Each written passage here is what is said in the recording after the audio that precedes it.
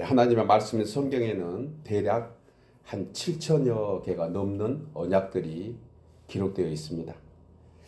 이 언약을 성도에 대한 구속사라고 얘기를 합니다. 이 언약들은 하나님께서 특별히 성도에게 향한 구속의 은혜가 이 언약 가운데 있는 것입니다. 신학자들은 그 중에 한 대표적인 그 언약을 한 6개로 추출해서 얘기하는데 아담에게, 노아에게, 그리고 아브라함에게, 모세에게, 다윗에게, 끝으로 예수 그리스도의 새 언약으로 이렇게 분류해서 설명하기도 하고, 이렇게 성경은 언약들을 보여주고 있습니다. 이 같은 하나님의 언약은 하나님의 절대 주권 아래에 시작된 것입니다. 하나님의 절대 주권 아래. 그렇지만 많은 경우 저자들에게 베푸신 하나님의 은혜와 저들의 신앙 스토리의 형식으로 기록되어 있는 것을 또한 보게 됩니다. 그러니까 성경은 이미 하나님께서 계획하신 그 진리의 말씀 프레임 안에 있지만, 또 우리 성도들, 또 개인 각자들의 신앙에 따라서 그때그때 하나님께서 언약을 베풀어 주신 것 또한 보게 됩니다. 아담을 통해서는 세상을 만든 이야기가, 노아를 통해서는 방주의 순종을 통해서 인류가 또한 계속해서 전속되는 그러한 구원의 은혜를 베풀어 주신 것을 보게 됩니다. 모세에게는 어땠습니까? 홍해의 그 갈림길, 그 다음에 광야의 여정, 그 다음에 가나안으로 들어가는 그러한 구속사적 그러한 역사를 통해서 이스라엘 백성들의 그 여정을 이어나가는 그런 것들을 기록해 주고 있습니다. 다윗이 골리앗을 이긴 이야기 역시 우리는 잘 압니다. 다윗의 그 험한 여정 속에서도 하나님은 끊임없이 힘이 되시고 능력이 되어주셔서 다윗을 통해서 새로운 이스라엘, 거듭난 이스라엘로 오늘날까지 이어지는 것을 보게 됩니다. 예수님은 오병이의 기적과 참으로 사람으로 할 수 없는 하나님만이 하시는 그런 놀라운 기적들, 특별히 십자가에 죽으시고 부활하신 이 기적들, 이런 모든 이야기들이 성경의 언약으로 담겨 있는 것을 보게 됩니다. 그런데 여러분, 믿는 성도에게 하나님 말씀은 참으로 신기한 능력이 있습니다. 그것은 수천 년 전에 각 개인들에게 그때그때 필요했던 말씀들, 이 언약들을 주셨는데, 지금 각자에게도 이 언약이 똑같이 임하고 있다는 사실을 여러분 믿으십니까?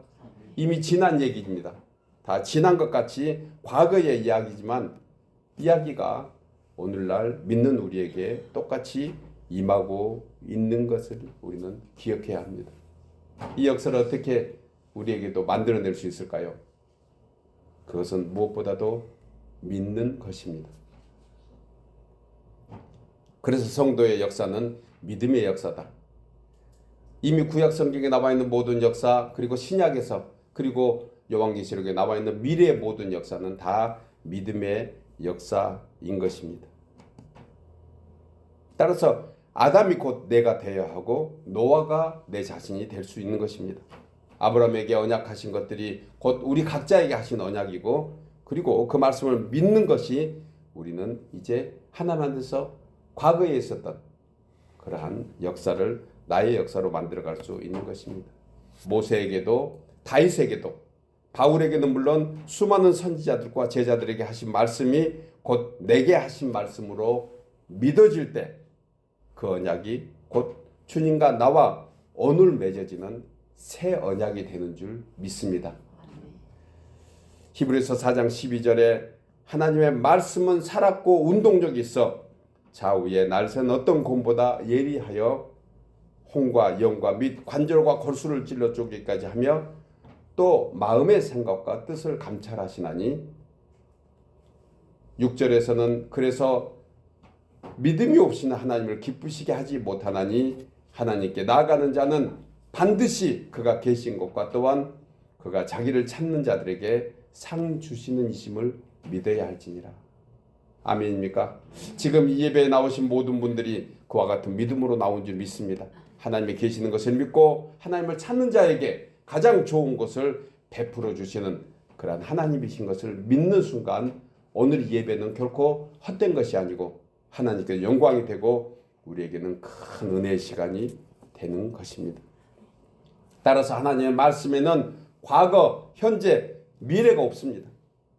믿는 자에게는 오직 현재 진행형이 이 말씀 속에 있다는 것을 우리는 생각해야 합니다.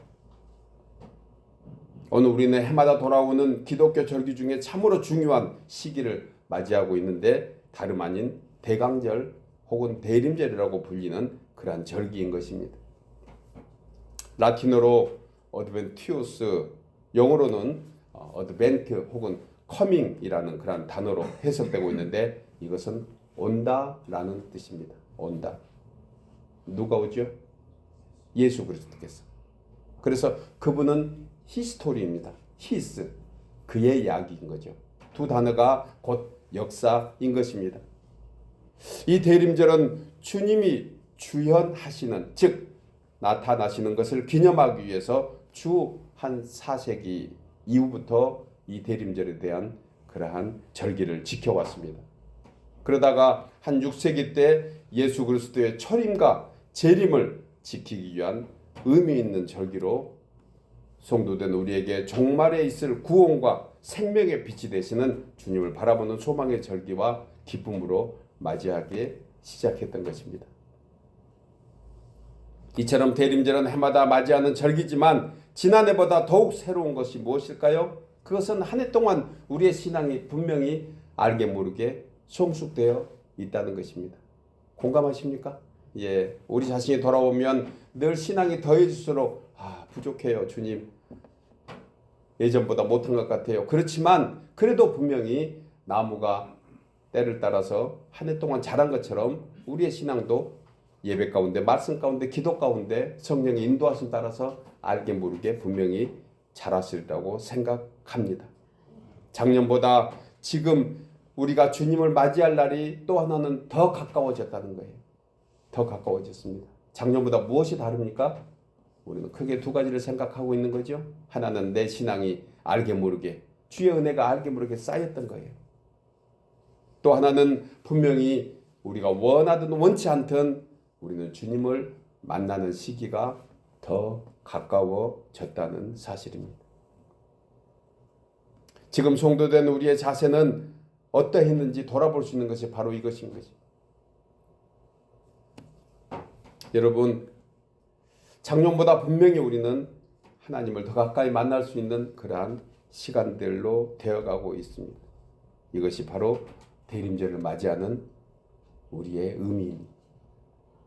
오늘 저는 대림절 첫 주를 맞이하면서 주의 강림이 가까우니라, 야고보 사도가 말씀하신 이 말씀을 통해서 주의 강림이 더욱 가까워진 지금 성도된 우리의 자세는 어떠해야 하는지 함께 생각하며 세 가지로 은혜를 나누려고 합니다. 첫째로 주의 강림이 가까움으로 주님을 온전히 믿고 끝까지 기다려야 합니다. 우리 나누어서 읽겠습니다. 주의 강림이 가까움으로 네, 본문 7절 이하가 이 말씀을 하고 있습니다. 그러므로 형제들아, 주께서 강림하시기까지 길이 참으라. 보라, 농부가 땅에서 나는 귀한 열매를 바라며 길이 참아 이른 비와 늦은 비를 기다리나니 너희도 길이 참고 마음을 굳건하게 하라. 주의 강림이 가까우니라. 본절에서 강림이라는 단어를 페루시아라는 그런 헬라어 단어로 표현합니다. 이것은 주님의 재림을 뜻합니다. 그래서 야고보 사도는 이미 주님의 초림을 맞이했습니다. 주님이 구주 되시고 그리고 하나님의 영광을 나타내시려고 십자가에서 죽으시고 부활하신 그 모든 역사를 이미 야고보 사도는 믿음으로 충분히 알고 있었습니다. 이제 야고보 사도가 다시 한번 주님의 가까움이 우리에게 있습니다, 주님은 가까이 와 계십니다라고 얘기한 것은 분명히 재림의 주님을 말씀하고 있는 것입니다. 예수님께서 세상의 구원과 심판주로 다시 오실 것을 시사하는 것이 바로 이 강림의 의미라는 것이에요. 이 예언은 왕의 방문을 의미하는 단어입니다. 그래서 신약에서 페레이미 이러한 단어로 한 24번 정도 표현합니다. 이 강림이. 그리고 명사로는 페루시아라는 단어로도 표현하는데 똑같이 한 24번 정도 이렇게 사용된 것을 볼 수 있습니다. 이 강림의 언약은 예수님께서 마태복음 4장 17절에 회개하라 천국이 가까이 왔느니라. 역시 주님도 다시 한번 회개할 기회를 주신 것이 무엇일까요? 하나님의 임재가 더욱 가까워진 것을 선포하셨던 것을 보게 됩니다. 성도들, 우리가 세상을 살아가면서 삶의 방향과 의미를 생각하게 만드는 이 강림. 그러므로 이 강림에 관해서 이미와 아직, 즉 주님의 초림과 재림의 역사 속에서 분명한 약속임을 기억함으로 성도들은 우리에게 세상을 살아가는 지침서가 되는 것입니다. 여러분, 과거를 현재로 볼 수 있는 것이 무엇일까요? 과거에 있었던 일이 똑같이 현재에도 일어날 수 있고, 그리고 현재 일어나고 있는 일은 미래에도 똑같이 영향을 주고 있는 것입니다. 그래서 주님의 초림, 예수 그리스도의 초림과 예수 그리스도의 재림의 그 역사는 분명히 이루어졌고 이루어지는 것을 우리는 생각하고 살아야 합니다.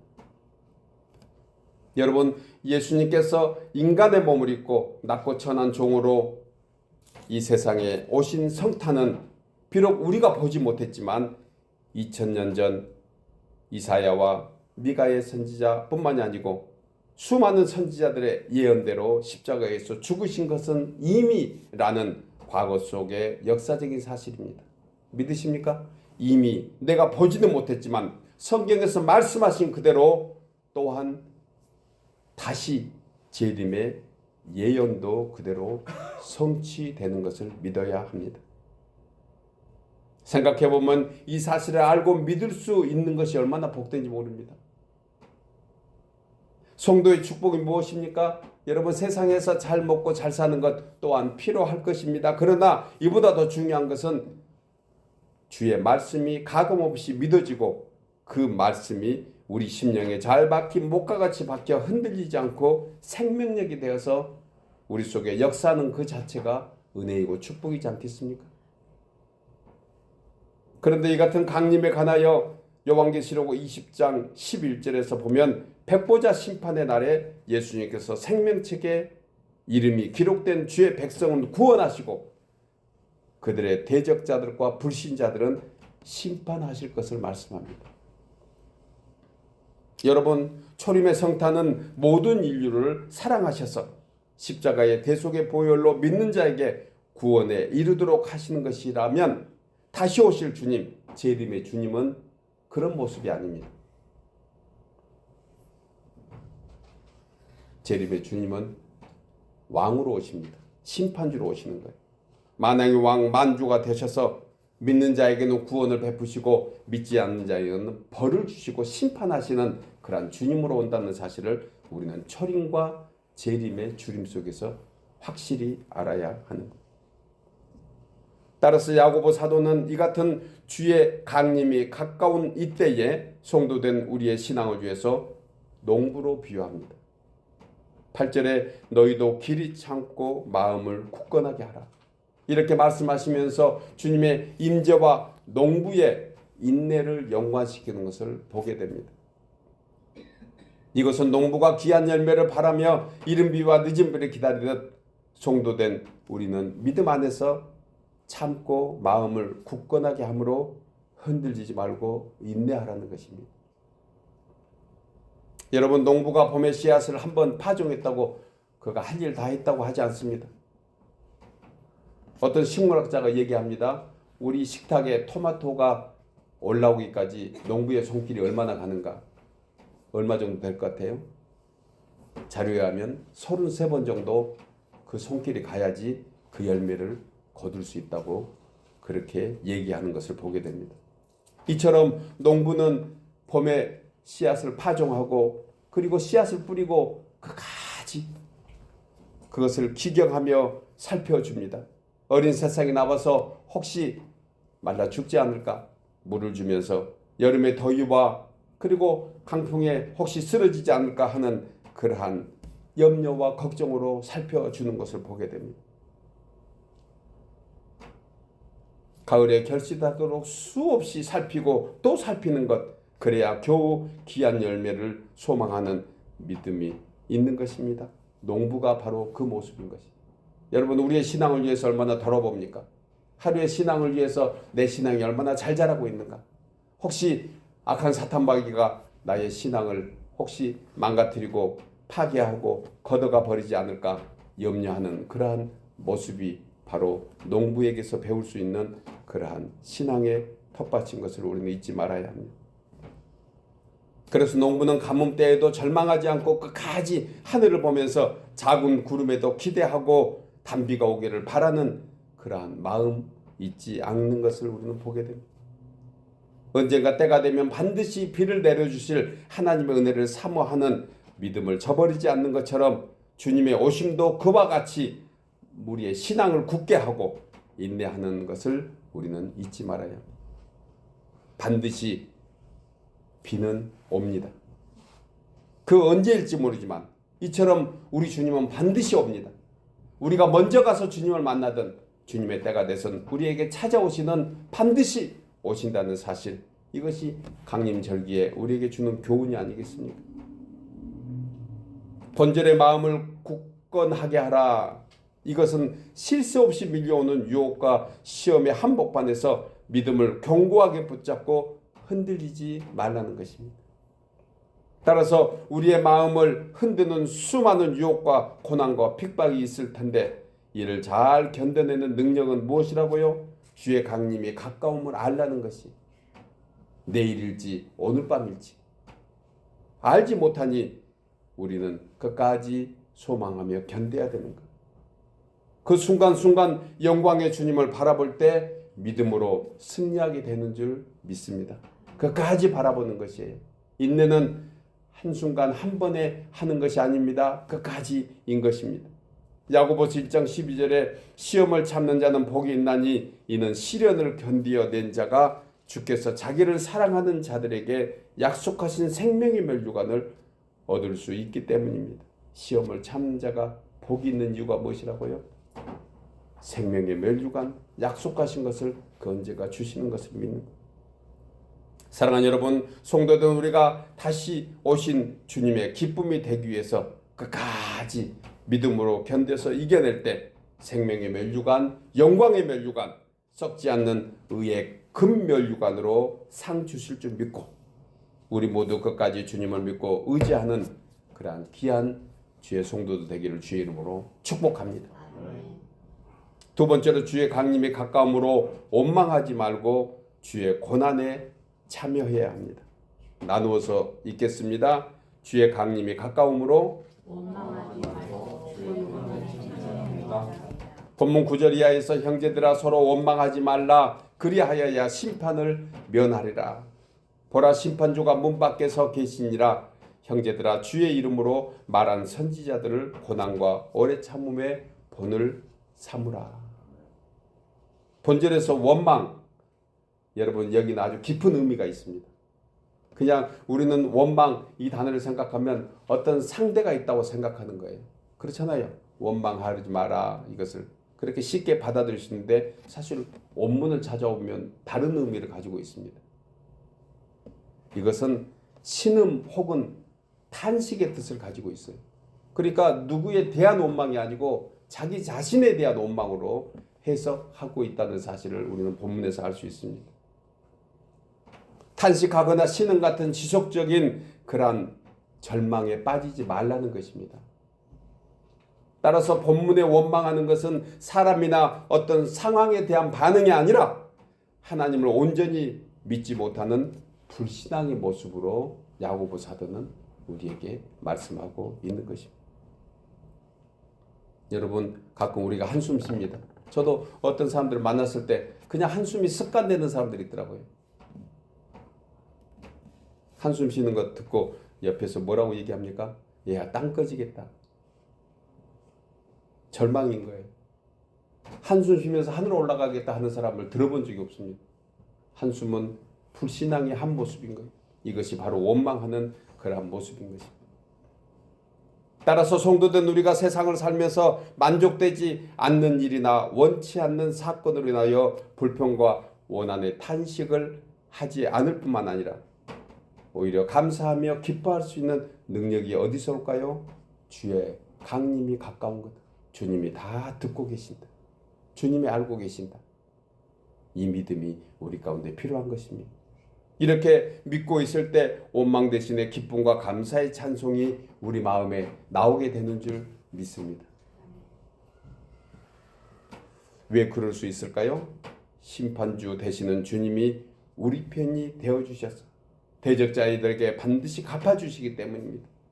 그런데 심판자이신 그리스도께서 이미 심판하실 모든 준비를 다 마치시고 지금 우리 문 밖에 서서 기다리신다는 사실을 확실하게 붙잡는 우리 모두가 되어야 합니다. 주님은 우리 가까이 계십니다. 로마서 8장 16절에서는 이 가까이 계신 주님을 성령으로 묘사하고 있습니다. 성령이 친히 우리 영으로 더불어 우리가 하나님의 자녀인 것을 증거하시나니 자녀이면 또한 후사 곧 하나님의 후사요 그리스도와 함께한 후사니 우리가 그와 함께 영광을 받기 위해서 무엇도 받아야 된다? 고난도 함께 받아야 될지니라.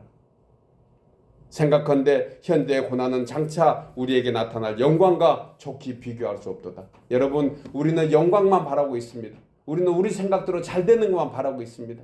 이 세상에 높아지기를 원합니다. 그런데 고난에 참여하지 않고는 그런 영광에 이르지 못하는 것입니다. 고난 없는 영광. 여러분, 이것은 조화에 불과합니다. 겉으로 보기는 좋았고 화려해 보일지 몰라도 생명력이 없는 것입니다.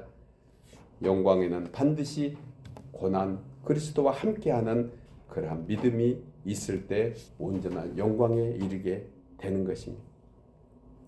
바울이 이처럼 확신할 수 있었던 동기는 현재의 고난보다 장차 나타날 주의 영광이 더 크다는 사실을 그는 믿고 있었습니다.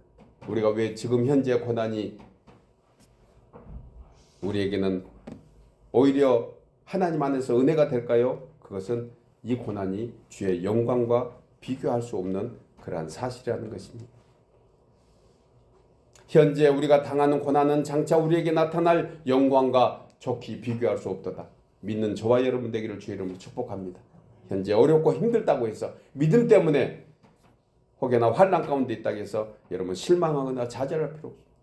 그것이 오히려 하나님 안에 큰 기쁨과 영광이 될 수 있다고 생각하면 우리는 능히 이 모든 것을 감당하는 힘이 될 것입니다.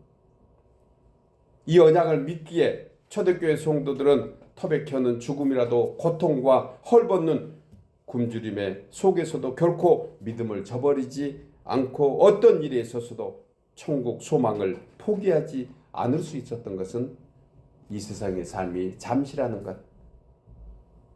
생각해 보세요. 벌써 또한 한 해가 지나가 버렸잖아요.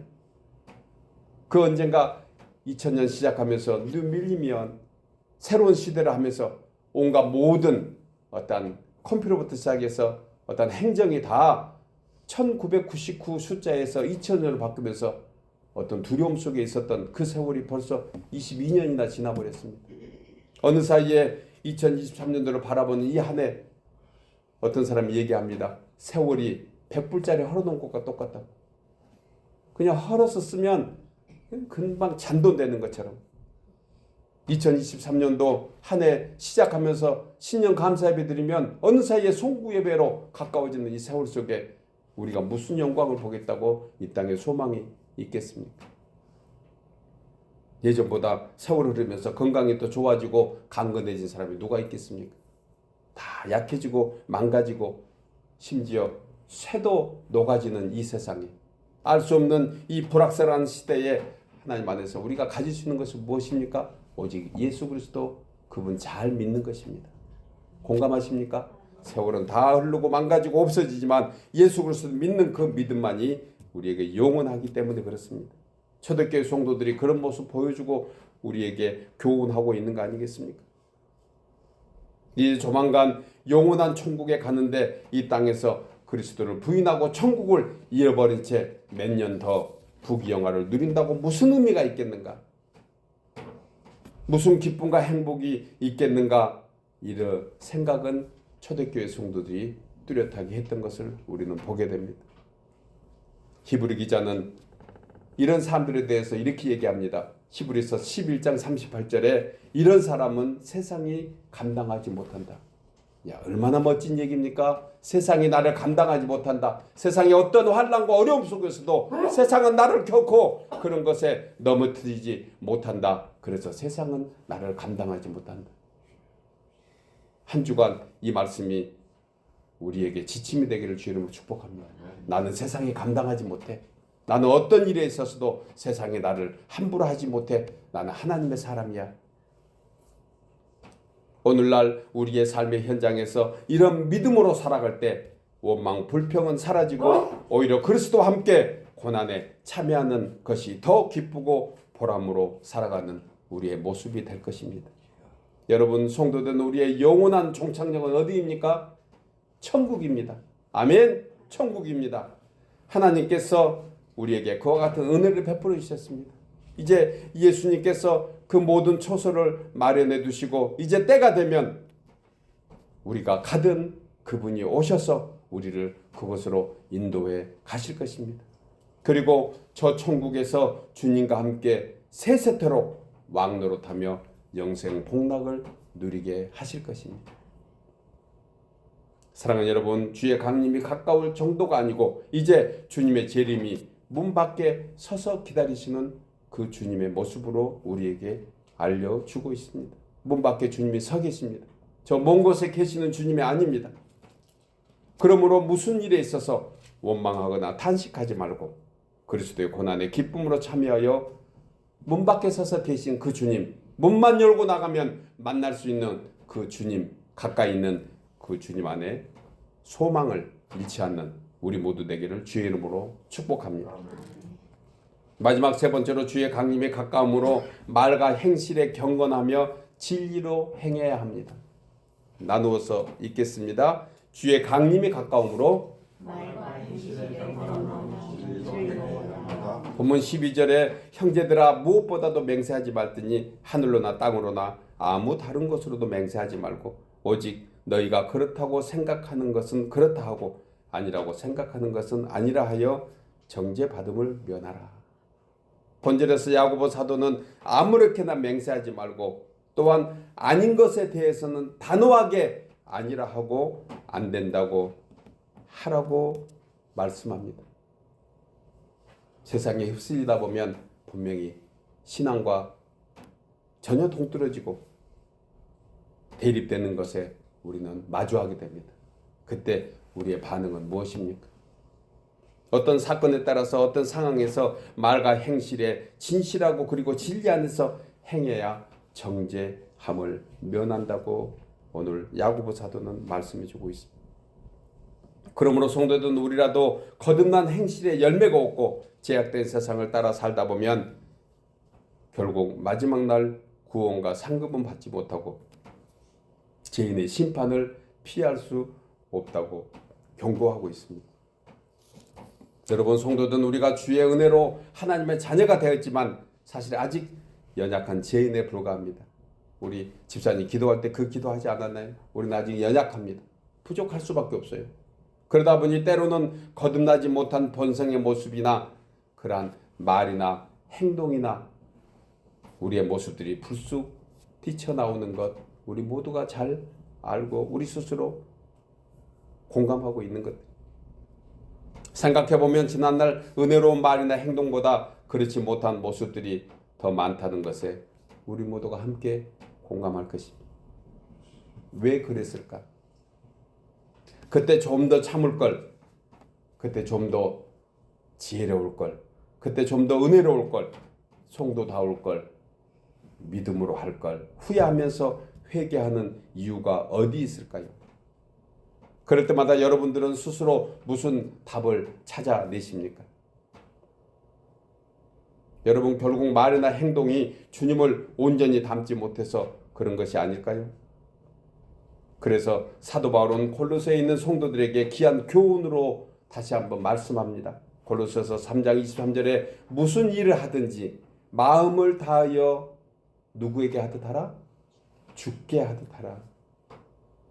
그리고 사람에게 하듯 하지 말라. 이는 기업의 상을 주께 받을 줄을 아나니 너희는 주 그리스도를 섬기느니라. 무슨 말이나 무슨 행동이나 어떤 행실에 있어서 우리의 목표는 분명해졌습니다. 죽게 하듯 하라. 이 말씀 가운데서 우리가 염두해야 될 것이 무엇일까요? 모든 인생들의 말과 행실에 있어서 하나님께서 듣고 보고 계신다는 사실입니다. 둘이 얘기하는 것 같지만, 혼자 말하는 것 같지만, 보이지 않는 하나님이지만 함께 하고 계신다는 사실을 생각하면 아마 우리는 실수를 조금이라도 줄일 수 있을 것 같아요. 그래서 기왕에 하는 말 죽게 하듯 하고 우리가 살면서 하는 여러 가지 행실이 있어서 주님을 대하듯이 하라는 것입니다. 사실 이 교훈을 잊지 않고 살아가려면 이것이 예수 그리스도를 닮아가는 성도의 모습이다 우리는 생각해야 돼. 골로새서 3장 16절에 그리스도의 말씀이 너희 속에 풍성히 거하여 모든 지혜로 피차 가르치며 권면하고 시와 찬송과 신령한 노래를 부르며 감사하는 마음으로 하나님을 찬양하며 또 무엇을 하든지 말에나 일에나 다 주 예수 그리스도의 이름으로 하고 아멘입니까? 주 예수의 이름으로 하고 그를 힘입어 하나님 아버지께 감사하라.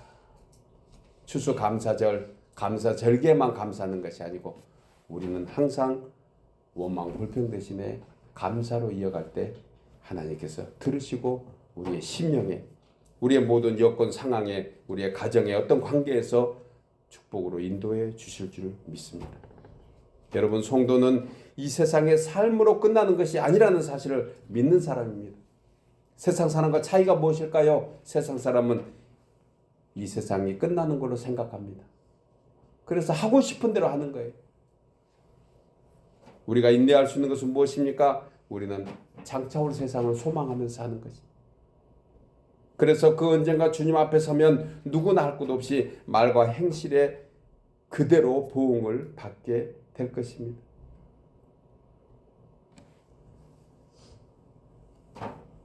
그러므로 그날을 미리 생각하고 매사에 다시 오실 주님을 생각하는 것, 이것이 바로 초대교회 성도들이 믿음을 지켰던 모습인 것입니다. 여러분, 저들의 그 믿음을 지키기 위해서 만날 때마다 이렇게 인사하며 격려했습니다. 성경의 마지막 구절에 가까운 요한계시록 22장 20절에서 저들의 고백을 이렇게 우리에게 남겨줍니다. 내가 진실로 속히 오리라 하시거늘 아멘 주 예수여 오시옵소서. 이 말씀이 아람어로 마라나타, 마라나타. 마라나타가 무슨 뜻입니까? 다시 오실 주님의 긴박한 재림의 선언에 대한 사도 요한의 응답이자 재림을 사모하는 저와 여러분의 신앙 고백이 이 마라나타 안에 있는 것입니다. 간절한 소망이 되는 것입니다. 우리가 말과 행실에 있어서 조금 참을 수 있고 조금 더 정결할 수 있는 것은 마라나타 주 예수께서 오시기 때문입니다. 그래서 성도는 날마다 이렇게 외치는 것입니다. 마라나타 주 예수여 오시옵소서. 아멘입니까? 이번 한 주간 마라나타 주 예수여 오시옵소서 찬송하시기 바랍니다. 사랑하는 여러분, 세상은 날로 거칠어지고 사람들은 더 사나워져서 말도 행동도 더 험악해지고 감정이 뒤틀려고 해서 무자비하게 총기로 난사하는 어린애고 노인이고 젊은이고 상관없이 눈에 보이는 대로 이렇게 험악해진 이 말과 행동, 이 세상에서 주의 강림이 가까워지는 지금 마귀는 우는 사자와 같이 인생들을 다 넘어뜨리고 다 삼키려고 찾아다니는 이때에 성도된 우리가 세상과 구별해서 살아갈 수 있는 길은 주의 강림이 가까워지는 것을 깨닫고 매사에 주님을 생각하며 범사의 행실과 말에 있어서 주님께 하듯, 그리고 주님을 만나는 그날 잘했다 칭찬 듣는 그러한 소망이 우리 가운데 있어서 이 대림절이 정말 헛되지 않는 우리의 신앙이 더 돈독해지고 주님께 영광이 되는 그러한 귀한 절기가 되기를 주의 이름으로 축복합니다. 아멘.